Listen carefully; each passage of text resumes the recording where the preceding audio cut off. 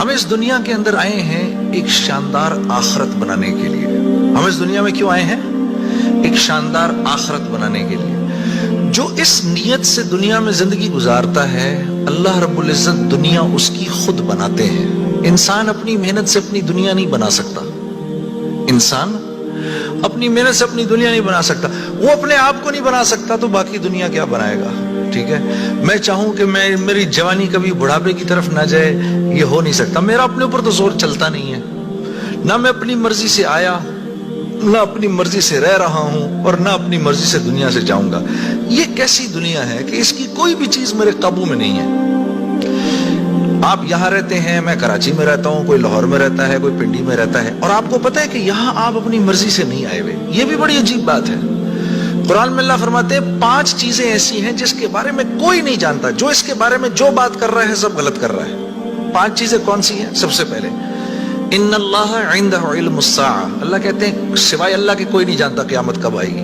وَيُنَزِّلُ الْغَيْثَ، بارش نے کب کہاں اور کتنا برسنا ہے کوئی نہیں جانتا. رزق کس کے پاس کتنا پہنچے گا اللہ فرماتے ہیں کوئی نہیں جانتا، صرف میں جانتا ہوں. وَيَعْلَمُ مَا فِي الْأَرْحَامِ، ماں کے رحم میں یہ تو معلوم کر لیتے ہیں کہ بیٹا ہے یا بیٹی ہے، لیکن اللہ فرما رہے ہیں یہ نہیں معلوم کر سکتے کتنا جیے گا، کتنا کہاں رہے گا، کیا کھائے گا، کیا پیے گا، نیک ہوگا، بد ہوگا، فرما بردار ہوگا، نافرمان ہوگا. اللہ فرماتے کوئی نہیں جانتا.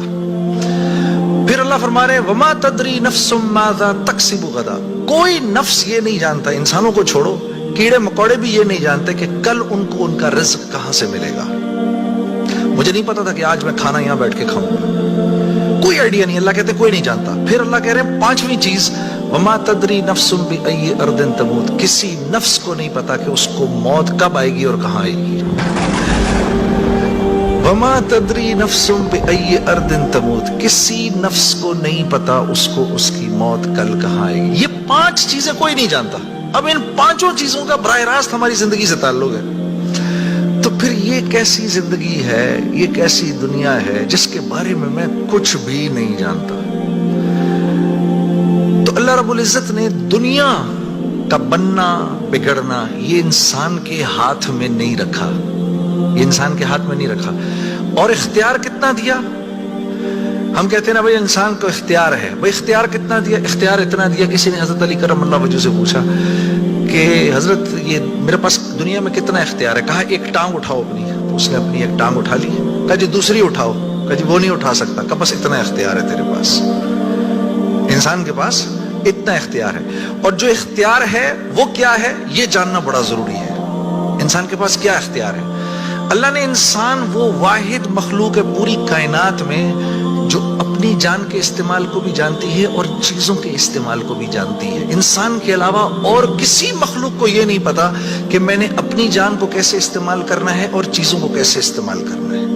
گھوڑے کو نہیں پتا کہ میں نے اپنے آپ کو کس کام میں لگانا ہے اور میں نے بکری کا کیا استعمال کرنا ہے. بکری کو نہیں پتا کہ میں کس کام کے لیے دنیا میں آئی ہوں. اس کو کوئی آئیڈیا نہیں ہے کہ بلی کا میں نے کیا استعمال کرنا ہے. ٹھیک ہے، انسان وہ واحد مخلوق ہے جس کو اللہ نے یہ شعور دیا فَأَلْهَمَهَا فُجُورَهَا وَتَقْوَاهَا. اف میرے دوستو، یہ وہ آیت ہے وَنَفْسٍ وَمَا سَوَّاهَا. اچھا چل کسی کی قسم نہیں مانتا تو میرے بندے مجھے تیری جان کی قسم فَأَلْهَمَهَا فُجُورَهَا وَتَقْوَاهَا. کل قیامت کے دن آگے مجھے نہیں کہنا یا اللہ مجھے نہیں پتا تھا سیاہ کیا ہے اور سفید کیا ہے.